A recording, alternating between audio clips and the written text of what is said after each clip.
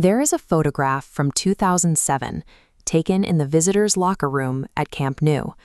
A shy 20-year-old named Lionel Messi kneels awkwardly over a small plastic tub of soapy water.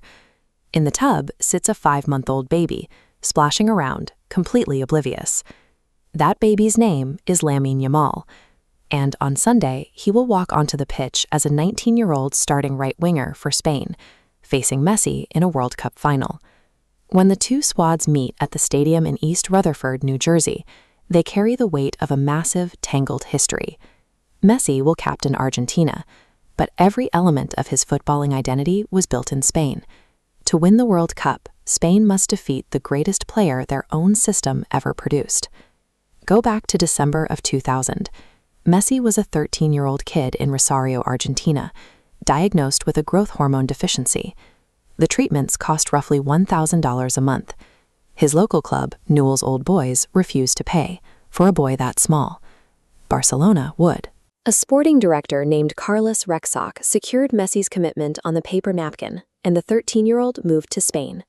He arrived at La Masia, Barcelona's youth academy. The Dutch master Johan Cruyff had already rebuilt the institution around a specific philosophy. He actively wanted small, highly technical players. Their physical disadvantages forced them to process the game faster than anyone else. Every player learned the same core curriculum, heavily utilizing the rondo, a circular keep-away drill demanding early passing and constant spatial awareness. You receive facing forward, you pass early, and think in triangles. Manager Pep Guardiola codified this into tiki-taka. Messi was engineered to be its lethal endpoint. He became the false nine, a central attacker dropping backward into the midfield, pulling opposing defenders completely out of position to chase him. The output of that Spanish machine was absurd. Messi secured 10 league titles, 4 Champions Leagues, and scored 91 goals in a single calendar year. Because Messi trained in Spain from age 13, he was eligible for a Spanish passport, which he received in 2005 to bypass league roster limits. Spanish football executives immediately launched a quiet campaign to recruit him for their national team, leaning on his La Masia teammates in the locker room to do the convincing. Argentina's national team staff had almost no idea who he was. They only moved after a Barcelona youth coach tipped them off, leading Messi's father to hand an Argentine coach a 12-minute VHS highlight tape. Realizing they were about to lose him, the Argentine Federation hastily arranged an under-20 friendly against Paraguay in June 2004. They threw it together so fast they used a local Argentine referee to ensure it counted as an official FIFA match. A 17-year-old Messi came off the bench and scored. That single, obscure appearance cap-tied him, permanently binding him to Argentina under FIFA rules. Despite heavy pressure from the Spanish coaching staff and the convenience of playing alongside his Barcelona teammates, Messi's loyalty to Rosario held firm. What followed was a decade of cruel irony. The generation of players Messi trained with became the greatest international team in history without him. Playing Barcelona's football with Barcelona's players, Spain won Euro 2008, the 2010 World Cup, and Euro 2012 in a row.